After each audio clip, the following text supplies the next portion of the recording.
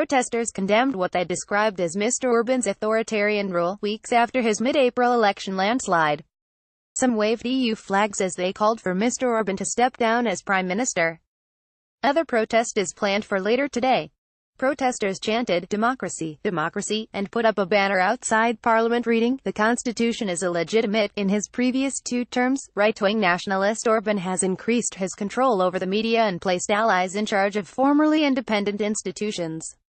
EPA, Reuters, Getty. Hungary protests. Viktor Orban began his 3rd term as Prime Minister today. His refusal to accept large numbers of migrants into Hungary has also put him in conflict with the European Union.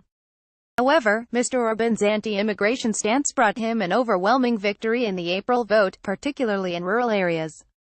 The protesters in Budapest said Mr. Orban had stifled the media and manipulated election rules unfairly.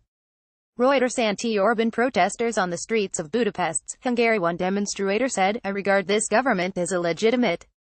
By modifying the election law, he secured another 2/3 majority in parliament." Election rules have been amended by Mr. Orban's ruling Fidesz party since he took power in 2010. The total number of seats was reduced from 386 to 199 and the ratio of constituency seats increased to 60% from less than 50. Getty. Protesters said Viktor Orban's April election victory was illegitimate. District boundaries have been redrawn in ways critics say favor Fidesz, and the government has granted the right to citizenship and the right to vote to ethnic Hungarians in neighboring countries, who tend to support the party.